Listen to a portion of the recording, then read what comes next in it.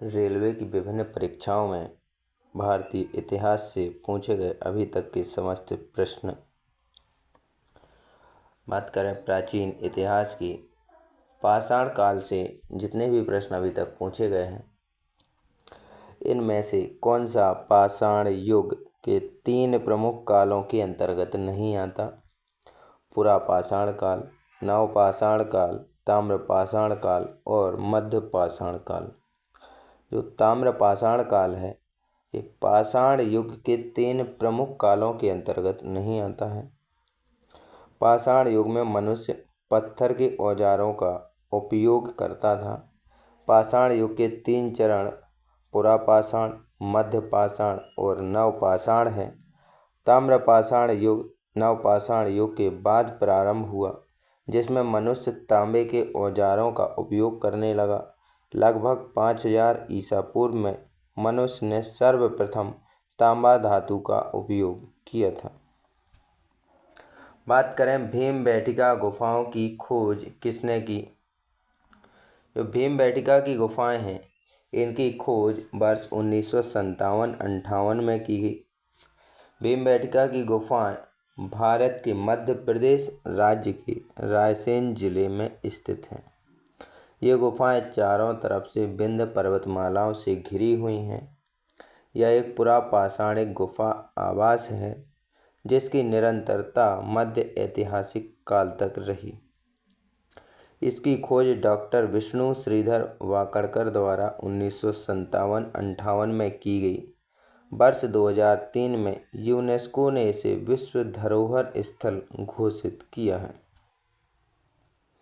अगला प्रश्न, भीमबेटका के शैलाश्रय निम्नलिखित में से किसके लिए प्रसिद्ध हैं? भारतीय उपमहाद्वीप पर मानव जीवन के जो प्राचीनतम चिन्हों की वजह से भीमबेटका के शैलाश्रय प्रसिद्ध हैं। अगला, मध्य प्रदेश के विंध्य क्षेत्र में भोपाल के दक्षिण पूर्व में रायसेन जिले में अवस्थित भीमबेटका गुफाओं से मानव जीवन के प्राचीनतम चिन्हों के प्रमाण मिले हैं। यद्यपि यहाँ अधिकांश चित्रकारी मध्य पाषाण युग की है, किंतु यहाँ उत्तर पुरा पाषाण, ताम्र पाषाण काल, प्रारंभिक ऐतिहासिक और मध्यकालीन युग के भी चित्र मिले हैं। अगला प्रश्न पूछा गया, भारत में पाषाणकालीन शिला चित्रकारी कहाँ पाई गई है? तो ये भीमबेटका की गुफाओं में पाई गई है।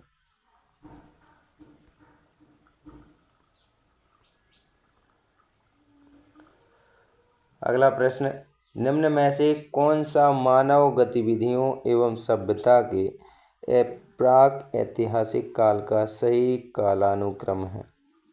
तो सबसे पहले पुरा पाषाण काल आया, उसके बाद मध्य पाषाण काल और फिर नव पाषाण काल की शुरुआत हुई। अगला प्रश्न पूछा गया है, इसके बारे में थोड़ा जानकारी देखते हैं क्या है। प्राग ऐतिहासिक काल से तात्पर्य इतिहास के उस युग से है जब मानव ने लिपि अथवा लेखन का विकास नहीं किया था और उसका जीवन पत्थरों के इर्द गिर्द सीमित था, इसलिए इसे पाषाण काल भी कहते हैं। इस पाषाण काल अथवा प्राग ऐतिहासिक काल को 3 भागों में बांटकर देखा जा सकता है: पुरा पाषाण काल, मध्य पाषाण काल और नव पाषाण काल। प्राचीन भारतीय इतिहास को 3 भागों में बांटा गया: प्रागैतिहासिक काल, जिसमें लिखित साक्ष्य उपलब्ध नहीं मिले, पुरातात्विक साक्ष्य उपलब्ध हुए, उदाहरण पाषाण काल। आद्य ऐतिहासिक काल के लक्षण: लिखित साक्ष्य उपलब्ध हुए, लेकिन लिपि गूढ़ एवं अपठनीय रही, उदाहरण सिंधु सभ्यता। बात करें ऐतिहासिक काल लक्षण की, पुरातात्विक एवं साहित्यिक साक्ष्यों के आधार पर इसका निर्धारण हुआ है। प्रागैतिहासिक काल को 3 भागों में बांटा गया है: पुरा पाषाण काल, जिसकी समय अवधि 5 लाख ईसा पूर्व से 10,000 ईसा पूर्व तक रही। मध्य पाषाण काल, जिसकी समय अवधि 9000 ईसा पूर्व से 4000 ईसा पूर्व तक रही। नव पाषाण काल की समय अवधि 4000 ईसा पूर्व से 1000 ईसा पूर्व तक रही। ये थे प्रागैतिहासिक काल से रेलवे की परीक्षा में पूछे गए प्रश्न। बात करें सिंधु घाटी सभ्यता से अभी तक रेलवे की परीक्षा में कितने प्रश्न पूछे गए हैं। सिंधु घाटी सभ्यता के समय शिल्प निर्माण के लिए जो सीप हैं ये कहाँ से प्राप्त होते थे, तो ये नागेश्वर से प्राप्त होते थे। ये आरआरबी एनटीपीसी की स्टेज 2 यानी सीबीटी 2 में पूछा गया प्रश्न है। सिंधु घाटी सभ्यता के समय शिल्प निर्माण के लिए सीप कहाँ से प्राप्त होते थे, तो ये नागेश्वर से प्राप्त होते थे। अगला प्रश्न, सिंधु घाटी सभ्यता का निम्न में से कौन सा स्थल पंजाब यानी भारत में स्थित है।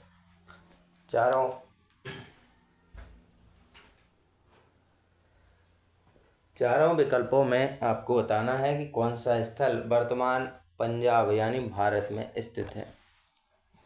कोट दीजी, बनवाली, बालू या फिर रोपण। रोपण आपका सही हो जाएगा। सिंधु घाटी सभ्यता स्थल रोपण की खोज 1950 में बीबी लाली के द्वारा की गई, जिन्हें बीबी लाल के नाम से भी जाना गया। यह स्थल पंजाब के रोपण जिला में सतलज नदी के तट पर स्थित है। यहाँ से मनुष्य के साथ पालतू कुत्ते दफनाए जाने के साक्ष्य मिले हैं। यह भी आरआरबी एनटीपीसी की सीबीटी 2 परीक्षा में पूछा गया है। अगला प्रश्न, हड़प्पा की अधिकांश मानक जो मोहरें थीं किस प्रकार के मुलायम पत्थर से बनी होती थीं, जो 2x2 विमा के साथ वर्गाकार आकृति का होता था तथा जिसका उपयोग व्यावसायिक उद्देश्यों के लिए किया जाता था। प्रश्न में पूछा कि हड़प्पा में जो अधिकांश मोहरें थीं किस मिट्टी की बनाई गई थीं, तो ये स्टीएटाइट नामक एक प्रकार के मुलायम पत्थर की ये बनी होती थी। अगला प्रश्न, इस स्टीएटाइट को सेल खड़ी के नाम से भी जाना गया। ये प्रश्न भी आरआरबी एनटीपीसी की सीबीटी 2 परीक्षा में पूछा गया है। अगला प्रश्न पूछा गया, धौलावीरा किस राज्य में स्थित है। वर्तमान जो गुजरात राज्य है इसमें धौलावीरा स्थित है। धौलावीरा गुजरात के कच्छ जिले के भचाऊ तालुका में स्थित पुरातात्विक स्थल है। इस स्थल की जो खोज है 1968 में जगपति जोशी द्वारा की गई थी। यहाँ पाए गए कलाकृतियों में टेराकोटा मिट्टी के बर्तन, मोती, सोने एवं तांबे के गहने, जानवरों की मूर्तियाँ, उपकरण, कलश इत्यादि प्राप्त हुए हैं। जुलाई 2021 में यूनेस्को ने धौलावीरा को भारत के 40वें विश्व धरोहर स्थल के रूप में घोषित किया।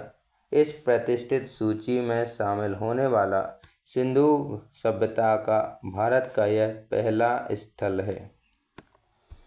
अगला प्रश्न, धौलावीरा एक पुरातात्विक स्थान किस समय अवधि से जुड़ा हुआ है। तो इस धौलावीरा है ये सिंधु घाटी सभ्यता की समयावधि से जुड़ा हुआ है। अगला प्रश्न पूछा गया, मोहनजोदड़ो में पाया गया विशाल स्नानागार एक विशाल था। आपको बताना है कि जो विशाल स्नानागार है ये विशाल एक आयताकार टैंक था, जैसे आज के समय में स्विमिंग पूल होते हैं। मोहनजोदड़ो में पाया गया विशाल स्नानागार एक विशाल आयताकार टैंक था। मोहनजोदड़ो सिंधु घाटी सभ्यता का सबसे बड़ा स्थल है। इसकी खोज राखालदास बनर्जी ने 1922 में की। यहाँ से एक सील में 3 मुख वाले देवता यानी पशुपति नाथ की मूर्ति मिली है। बात करें अगले प्रश्न की, वर्ष 1920-21 के आसपास किस नदी के किनारे खुदाई के दौरान हड़प्पा शहर मिला है? रावी नदी के तट पर वर्ष 1920-21 में खुदाई के समय हड़प्पा शहर मिला। इसके उत्खननकर्ता यानी खोजकर्ता कौन थे? तो दयाराम साहनी एवं माधव स्वरूप वत्स। ज़्यादा नाम किसका आता है? दयाराम साहनी का। अगला प्रश्न, सिंधु घाटी सभ्यता के किस शहर का शाब्दिक अर्थ मृतकों का टीला है?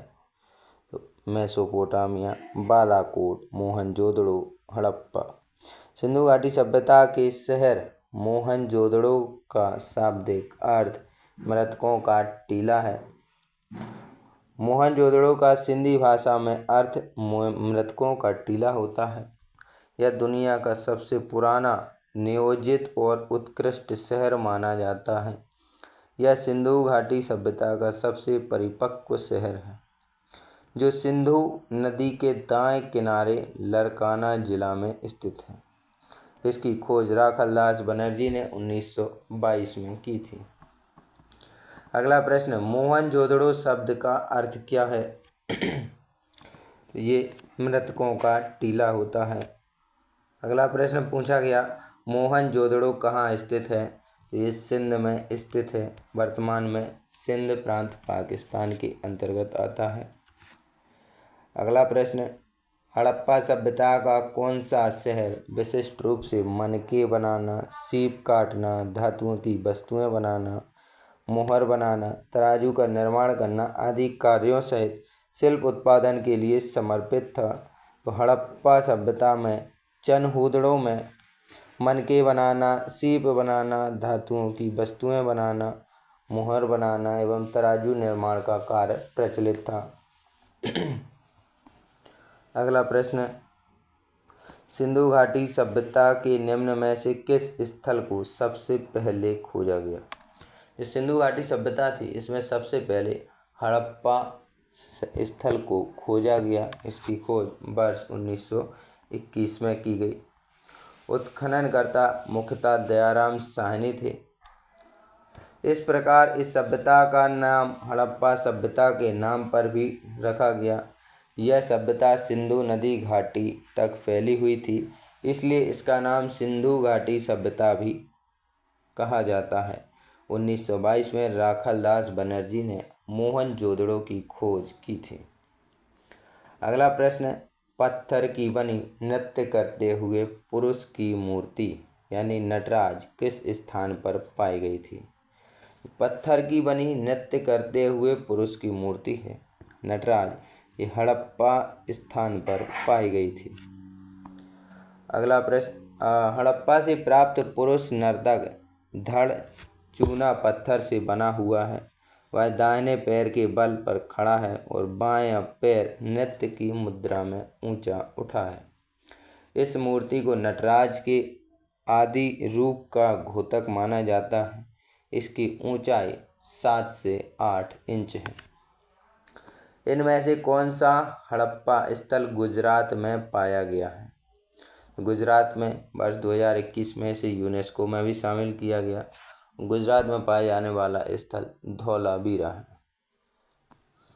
अगला प्रश्न, निम्न में से कौन सा स्थल सिंधु घाटी सभ्यता का हिस्सा नहीं है? ये उरुक जो है सिंधु घाटी सभ्यता का हिस्सा नहीं है, बाकी मोहनजोदड़ो, लोथल और हड़प्पा इसके स्थल हैं।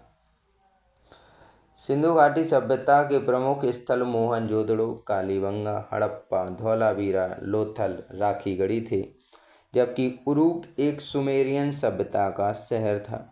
सिंधु सभ्यता या हड़प्पा सभ्यता का प्रारंभिक स्थल सिंधु नदी के आसपास केंद्रित था, अतः इसे सिंधु सभ्यता कहा गया। भारतीय उपमहाद्वीप में यह प्रथम नगरीय क्रांति की अवस्था को दर्शाती है। अगला प्रश्न पूछा गया, सिंधु घाटी की सभ्यता के इनमें से किन स्थलों में जलाशयों के साक्ष्य मिले हैं? तो जलाशयों के साक्ष्य हैं ये धौलावीरा में पाए गए हैं। धौलावीरा गुजरात के कच्छ के रण में स्थित है। इसकी खोज J.P. जोशी ने 1967-68 में की थी। यह नगर आयताकार बना था। यहाँ से एक विशाल जलाशय का साक्ष्य मिलता है। सुरकोटड़ा से कलश समाधान के साक्ष्य मिले हैं। रोपण से सेल खड़ी की मुहर, मृदभांड, कुल्हाड़ी आदि के साक्ष्य पाए गए हैं। यहाँ के निवासी जल संचय की कुशल अभियांत्रिक कला से परिचित थे, मतलब पानी का प्रबंधन कैसे करना है। अगला प्रश्न पूछा गया, पुरातात्विक स्थल सुरकोटड़ा किस राज्य में स्थित है? तो ये वर्तमान में गुजरात राज्य में स्थित है।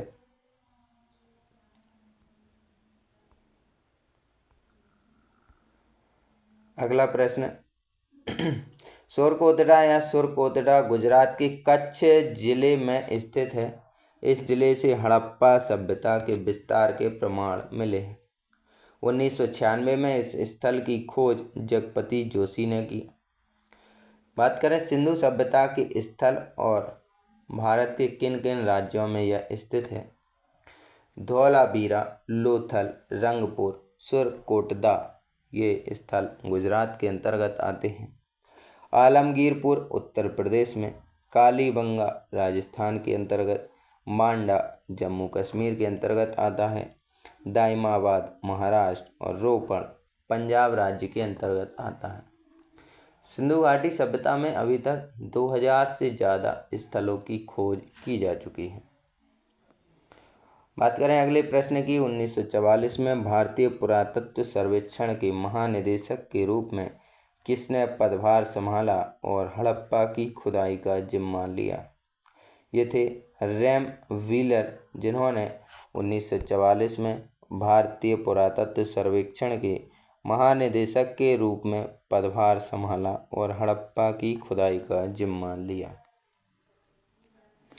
अगला प्रश्न, प्रसिद्ध सिंधु घाटी स्थल मोहनजोदड़ो की पहली बार खुदाई किस प्रख्यात भारतीय पुरातत्वविद द्वारा की गई थी?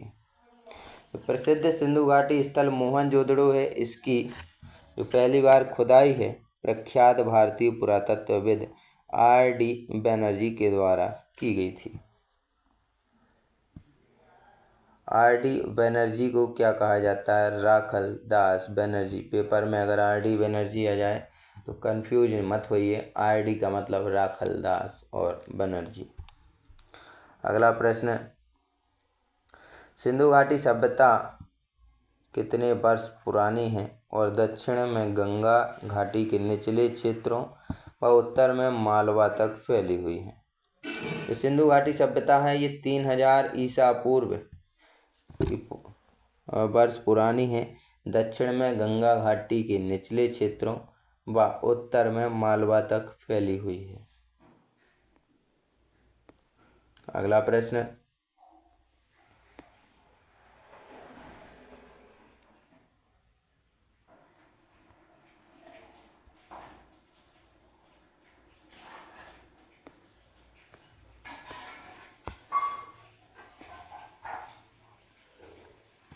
खालिस्तान का विकास 5000 ईसा पूर्व से मालवा के दक्षिण की ओर एवं उत्तर की ओर गंगा घाटी के पूरे तलहटी क्षेत्र में हुआ। तो ये सिंधु घाटी सभ्यता का जो विकास है 5000 ईसा पूर्व से मालवा के दक्षिण की ओर एवं उत्तर की ओर गंगा घाटी के पूरे तलहटी क्षेत्र में हुआ था।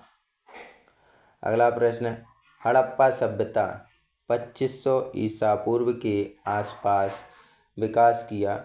आज उन्हें हम क्या कहते हैं? पश्चिमी भारत और पाकिस्तान के नाम से जानते हैं। हड़प्पा सभ्यता 2500 ईसा पूर्व के आसपास विकसित हुई थी। इस सभ्यता का विस्तार पश्चिमी भारत और पाकिस्तान में है।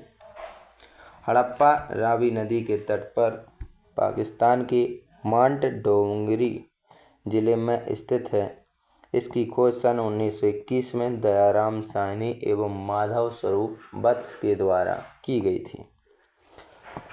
अगला प्रश्न पूछा गया, भारत का इतिहास सिंधु घाटी सभ्यता के जन्म से शुरू होता है, जो लगभग कितने ईसा पूर्व अस्तित्व में आई? भारत का इतिहास सिंधु घाटी सभ्यता के जन्म से शुरू होता है, जो लगभग 2500 ईसा पूर्व अस्तित्व में आई थी। अगला प्रश्न, सिंधु घाटी सभ्यता की सबसे महत्वपूर्ण विशेषता क्या थी? तो ईंट के बने भवन जो हैं सिंधु घाटी सभ्यता की प्रमुख विशेषता थी। सिंधु घाटी सभ्यता की सबसे महत्वपूर्ण विशेषता ईंट के बने भवन थे। यह विश्व की प्राचीन नदी घाटी सभ्यताओं में प्रमुख है। ईंटों का प्रयोग सभी हड़प्पा बस्तियों में किया गया था। इस समय की ईंटें एक निश्चित अनुपात 4:2:1 के अनुपात में थी। अगला प्रश्न, सिंधु घाटी सभ्यता कौन सी सभ्यता थी?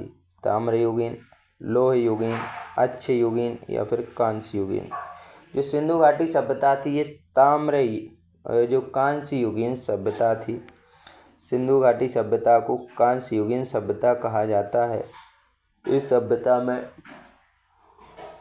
पहली बार कांसा धातु का प्रयोग किया गया जो तांबे और टिन का मिश्रण था।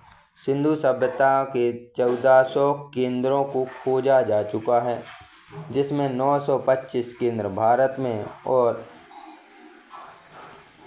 में है। यह सभ्यता सिंधु और उसकी सहायक नदियों के आसपास विस्तृत थी। अगला प्रश्न, सिंधु सभ्यता के लोग कांस्य बनाने के लिए तांबे और टिन को मिश्रित करते थे। कांसा कैसे बनाया जाता था? तांबा और टिन का मिश्रण होता था। अगला प्रश्न पूछा गया, निम्न में से कौन सा सिंधु घाटी सभ्यता का महत्वपूर्ण स्थल नहीं है? सिंधु घाटी सभ्यता का महत्वपूर्ण स्थल कालीबंगा, हड़प्पा, मोहनजोदड़ो हैं, लेकिन आजमगढ़ उत्तर प्रदेश नहीं है। सिंधु सभ्यता या सैंधव सभ्यता नगरीय सभ्यता थी। सैंधव सभ्यता के प्रमुख स्थल निम्न हैं, जैसे मोहनजोदड़ो, हड़प्पा, चनहूदड़ो, लोथल, बनवाली, धौलावीरा, राखीगढ़ी एवं कालीबंगन। अर्थात सिंधु घाटी सभ्यता में आजमगढ़ यूपी का कोई स्थान नहीं था।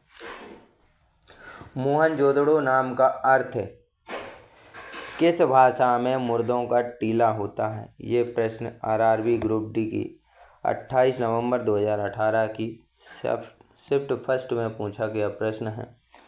किस भाषा में मोहनजोदड़ो का अर्थ मुर्दों का टीला या मृतकों का टीला होता है? तो ये सिंधी भाषा में मुर्दों का टीला अर्थ होता है। हड़प्पा के लोग निम्नलिखित भगवान में से किसकी पूजा नहीं करते थे? जो हड़प्पा सभ्यता के लोग हैं ये भगवान विष्णु की पूजा नहीं करते थे, बाकी शिव, कबूतर और स्वास्तिक की पूजा की जाती थी। अगला प्रश्न, सिंधु घाटी सभ्यता के लोग किसकी पूजा करते थे?